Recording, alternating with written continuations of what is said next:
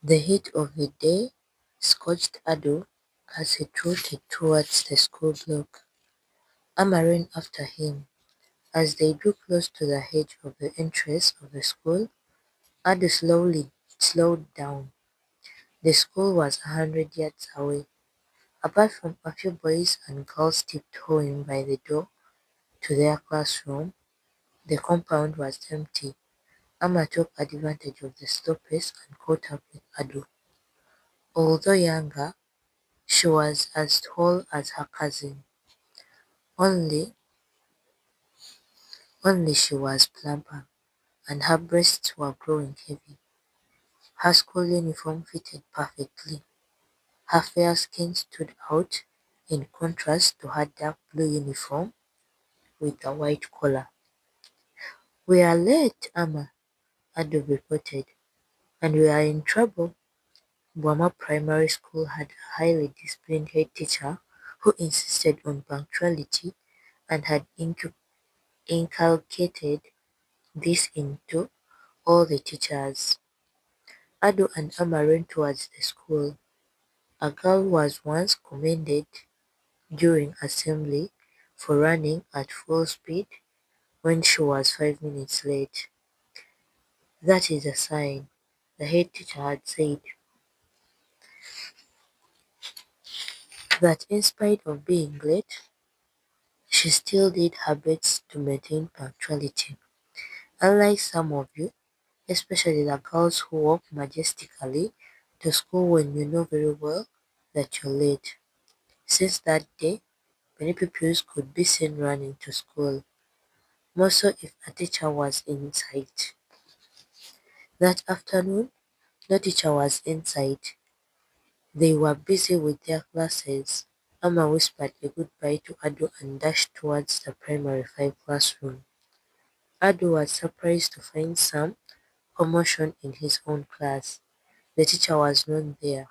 "Wow, how lucky I am," he said as he walked to his desk and sat down, unbuttoning his khaki shirt to allow in some fresh air. Then he looked up. Some of the pupils were standing by the blackboard writing. Anand was among them. He pretended that he didn't see his friend Ado. One of the boys who saw Ado arriving and noticed that the prefect was not doing anything about it was Charlie, the bully.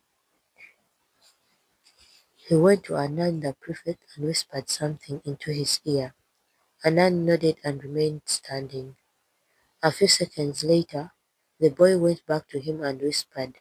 Anand looked at Charlie angrily and blurted out in his usual stammer, I know, I've seen him." "Then write his name if you've seen him. Mind your own business, Charlie, and leave it to me." Then, as if he just remembered an appropriate quote, he added, Pardon your own Colonel." As the class prefect, Anani tried hard to keep the other boys in order so that they would respect his position. But while some of the boys readily did as he said, there were others like Charlie who interfered with his job. Anani knew that he had won the position of class prefect with his intellect and not his physique. Physically, most of the boys were bigger than him. Some of the boys vied jealously for the position he held, and he knew things. Charlie remained standing, towering over the prefect. Anani read the message in the big boy's eyes and didn't like it. "I know," he told Charlie. "I will write his name." His voice this time was calmer. "I know he's your friend," Charlie said, pointing a threatening finger at the prefect. "He's late, and you must write his name." His finger was still pointing at Anani when, apparently angered, by the overbearing bully, Anand shouted, I say I will write his name. So mind your own business. When Anani was angry, he scarcely stammered at all. Alerted by Anand's voice, Adu looked up. He was in time to see Charlie withdrawing his threatening finger. What's going on? Adu asked. He rose to his feet and was just about to go forward when the teacher entered. Quickly he sat down again. Someone sounded the familiar cat call, and like a flash everyone darted to his seat almost by instinct. In seconds, the noisy class had become as silent as a graveyard. Ofori, the class teacher, took his seat without a word. He was returning from the head teacher's office. He removed the register from his drawer and opened it. Every eye was on him. Teacher Ofori was short and stout. Short people, it was said, were impatient and intolerant, but he rarely lost his temper. He stroked his smooth chin as he lived through the attendance register. For 5 minutes silence reigned in the class. It was like eternity to the boys. One peculiar characteristic of their teacher was his ability to hold them in disturbing suspense. Adu gazed at the teacher. In many ways, Ofori surprised him. His white shirt sparkled against the blazing sunshine to outside. Adu admired the man, especially for his ability to command the respect of the class without the use of force. Ever since his transfer from Susa to Burma, Adu had secretly adored teacher Ofori. Ofori stood up and the class came to life. He took the cane from the table, dropped it, and picked a chalk instead. Then his eyes caught the writing on the board. He read it twice, smiled and looked at the class. Some of the girls were giggling. Clean the board, Ofori instructed.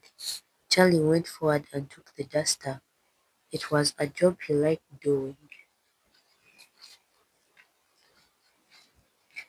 Anani, the teacher called, taking his seat again. Bring the list. Anani took up the piece of paper containing a list of all the latecomers. He gave it to the teacher. I can see here, Ofori said, that these are all habitual latecomers. The class was silent. Come forward if you hear your name. Ofori took the cane and began to call names. Charlie, sir, he went forward. Ababio, sir, he went forward. There were 11 names in all, 8 boys and 3 girls. Ado's name was not mentioned. He bent his head guiltily. He knew his friend Anani had favored him, and he knew that some of his mates were unhappy about it. Charlie eyed the prefect with annoyance. Anani refused to look in his direction, and so he didn't see the familiar gestures that the boy made. Ado did not like the way the latecomers were looking at him.